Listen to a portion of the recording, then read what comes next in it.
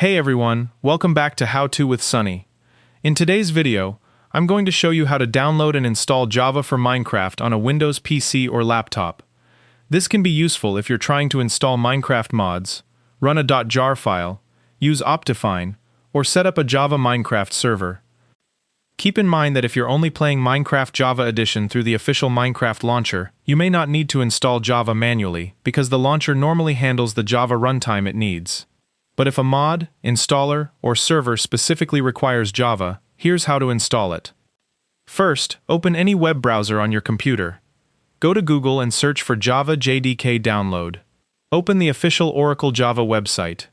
Make sure you're downloading Java from the official Oracle website. On the download page, select Windows.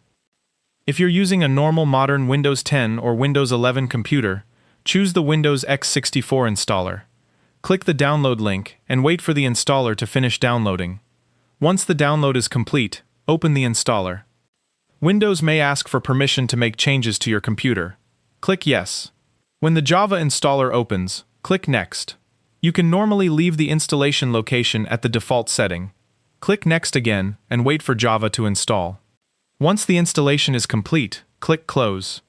I recommend restarting your computer after installing Java. Once your computer restarts, you can check whether Java is installed correctly. Open the Start menu, search for Command Prompt, and open it. Type Java-version, then press Enter. If Java is installed correctly, you should see the installed Java version displayed in the command prompt. Now you can use Java with Minecraft tools that require it.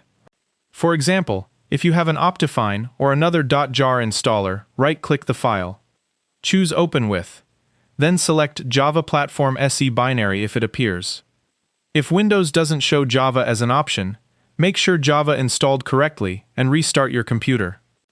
Also remember that some Minecraft mods and servers require a specific Java version.